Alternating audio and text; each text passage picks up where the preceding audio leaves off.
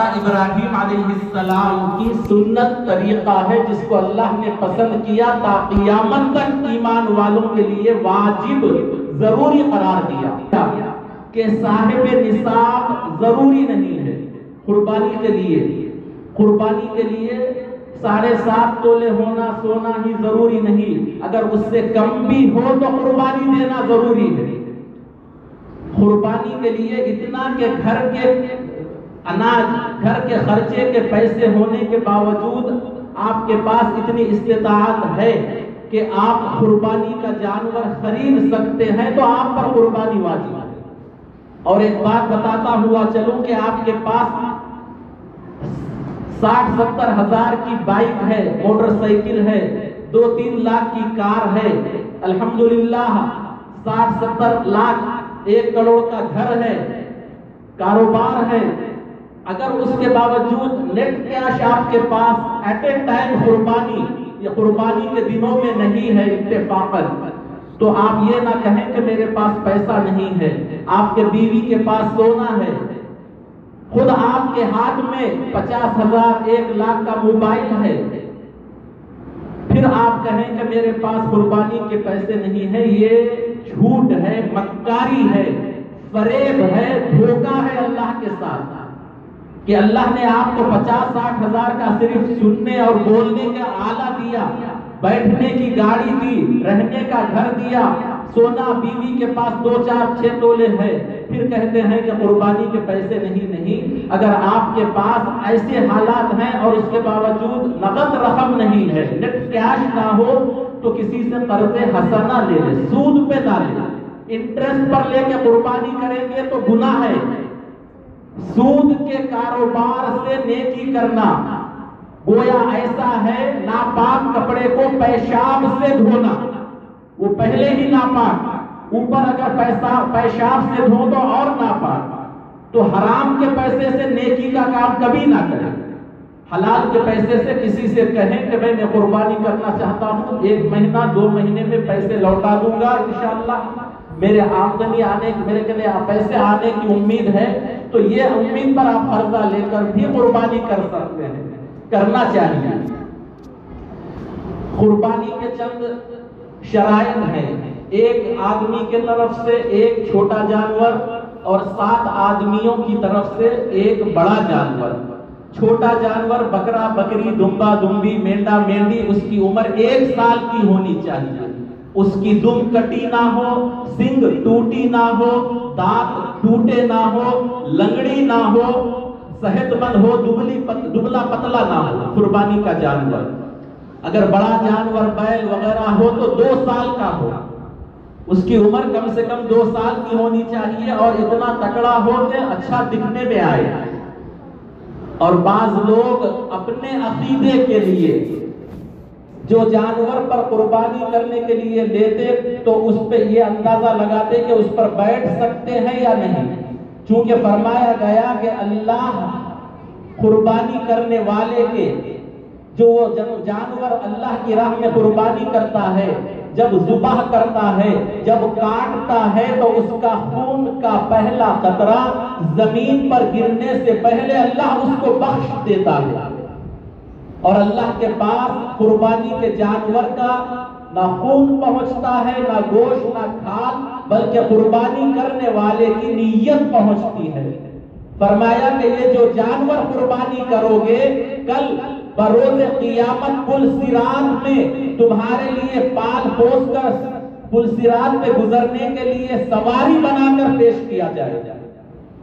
وہ پل صراط جو دوزخ کے اوپر ہے، جہنم پر ہے، اور اس کے اوپر جو راستہ ہے اس کی مثال تلوار سے تیز، بال سے باریک کہی گئی، اور جو نیک ہوں گے، جس کو اللہ رسول کی مدد ہوگی، وہ آسانی سے گزر جائیں گے، اور جو کم ہوں گے نیکیوں میں وہ لڑکھڑاتے گزریں گے۔ اللہ کی پناہ جو گناہگار ہوں گے وہ کٹ کٹ کے جہنم میں گریں گے۔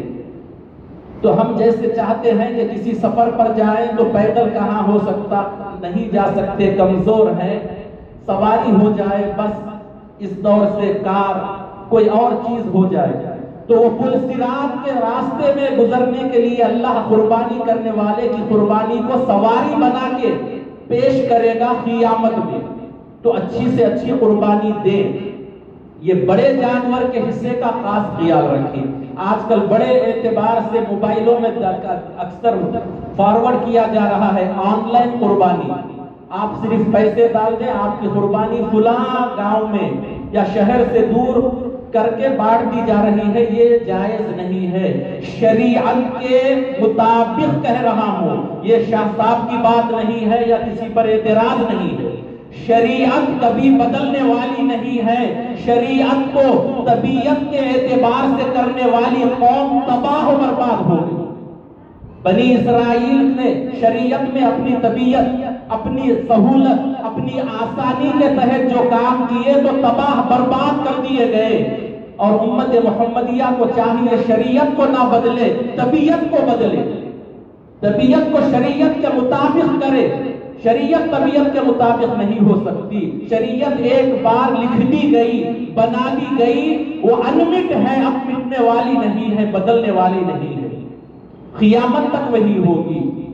قربانی کے جانور کے لیے اللہ کے نبی صلی اللہ علیہ وسلم نے اپنی لحظ جگر سیدہ فاطمہ الزہرا بنت محمد رسول اللہ صلی اللہ علیہ وسلم کو فرمایا، اے فاطمہ رضی اللہ عنہ، آؤ اپنی قربانی جب ذبح ہو رہی ہو تو سامنے رہو، گواہ رہو، دیکھو اپنی قربانی کو.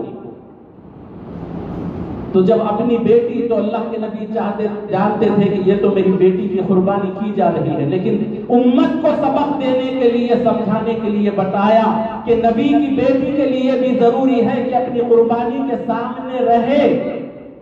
تو ہم اور آپ اپنی قربانی کو غائب کیسے کٹا سکتے ہیں؟ بڑے جانور میں جب حصہ ملے تو جو دو لوگ حصہ مل رہے ہیں وہ کوئی سود خور تو نہیں، یہ بھی خیال رکھیں. جب جانور خریدنے جائیں یا 7 لوگ جب مل جائیں تو اس میں کوئی شرابی، کوئی سود خور، کوئی جواری، کوئی اور ایسا علانیہ گناہ کرنے والا تو نہیں جو ہماری قربانی کے حصوں میں شریک ہو جائے تو پوروں کی قربانی تباہ ہو جائے. ایسا نہ ہو. اللہ تعالیٰ کو ہمارے پیسوں کی ضرورت نہیں، ہماری عبادتوں کی ضرورت نہیں. وہ تو یہ دیکھنا چاہتا ہے کہ میرا بندہ دنیا سے محبت کرتا ہے یا مجھ سے، اپنے آپ سے محبت کرتا ہے یا مجھ سے، اپنی تکلیف کو میری محبت میں گوارا کرتا ہے یا نہیں، اپنی آرام کو رکھ کر میری محبت کو ہٹاتا ہے.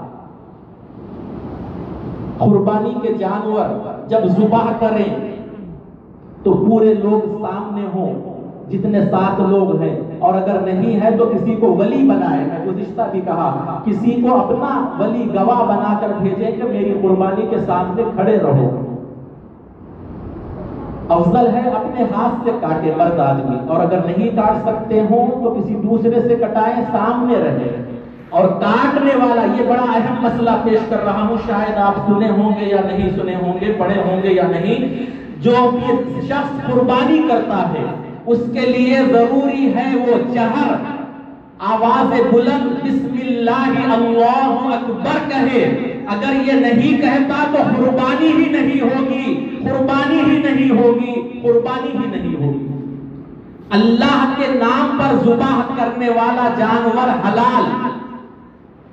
ہر چاہے اب کاٹے یا کبھی بھی ذہن میں رکھے، بسم اللہ اللہ اکبر کہہ کر جو چیز ذبح کی جاتی ہے وہ حلال ہے.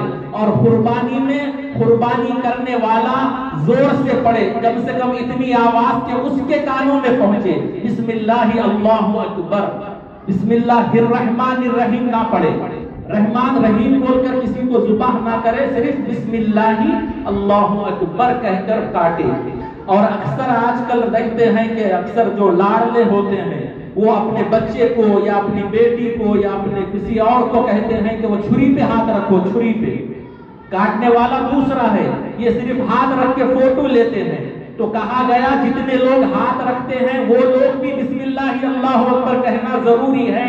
اگر کاٹنے والا کہہ دیا، ہاتھ رکھنے والے نہیں کہے بسم اللہ اللہ اکبر، تو تب بھی قربانی نہیں ہوگی، صحیح نہیں ہوگی، قربانی ہی نہیں ہوگی. تو اس لیے یہ لاڑ محبتیں حد تک رکھیں. جو قربانی کر رہا ہے اسی کو قربانی کرنے دیں. 2-4 لوگ ہاتھ نہ لگائیں. اگر ہاتھ لگاتے ہیں تو پھر بسم اللہ اللہ اکبر ہاتھ لگانے والے تمام زور سے بولے. ان چیزوں کا لحاظ رکھیں. آنے والے ایام اور چلنے والے ایام بڑے ہی متبرک ہیں. اس کے ایک دن کا روزہ 1 سال کے روزوں کے برابر ہے. اللہ کے نبی صلی اللہ علیہ وسلم نے فرمایا یہ 9 دنوں کا اور ایک رات کی عبادت شب قدر میں عبادت کرنے کا ثواب ہے. فرمایا روزہ رکھیں, کم سے کم عرفے کا روزہ ضرور رکھیں. عید سے 1 دن پہلے ہمارے پاس عید شاید غالباً جمعرات کو ہے تو چہارشنبے کا روزہ رکھیں. اور دوسرے ممالک حج وغیرہ وہاں پر چہارشنبے کو ہوگا, وہاں پر عید تو آپ چہارشنبہ جمعرات 2 دن عید اگر روزے رکھ لیں تو ان لوگوں سے بھی شرکت ہو جائے گی. پوری دنیا جہاں پر اللہ کے محبت میں اللہ کی عبادت میں ہے, آپ اس دن بھی متبرک اپنے آپ کو روزے کی حالت میں رکھیں تو وہ بھی آپ کو ثواب ملے گا. یا کم سے کم عرفے کا 1 دن کا روزہ ضرور رکھیں. جو حضرات قربانی کا ارادہ کرتے وہ اپنے ناخن بال نہ تراشیں, جسم کے کوئی بال کو نہ کاٹیں, ناخن بھی نہ کاٹیں. اور جو قربانی نہیں رکھتے اگر وہ بھی نہ کاٹتے ہوئے عید کے نماز پڑھنے کے بعد کاٹیں تو ان کو بھی قربانی کا ثواب ملے گا. کوئی قربانی نہیں کر سک رہا ہے, یہ اللہ کے نبی کا صدقہ ہے امت محمدیہ پر. غریب مطلب کوئی وقت اعتبار سے غریب ہے, پیسہ نہیں ہے, قربانی نہیں کر سکتا تو وہ اپنے جسم کے بال ناخن 10 دن تک نہ کاٹے, عید کی نماز پڑھ کر کاٹ لے تو اس کو بھی قربانی کرنے کا ثواب ملے گا. اب جو قربانی کر رہا ہے وہ اپنے بال نہ کاٹے, یہ سنا, لیکن یہ بال اگر 40 دن ہو جائے, زیر ناف اور بغل کے بال اگر 40 دن ہو جائے تو اس کے بعد نہ نماز ہوتی ہے نہ غسل ہوتا ہے. 40 دن کے اندر کاٹنا ضروری ہے ہر مرد عورت کے لیے.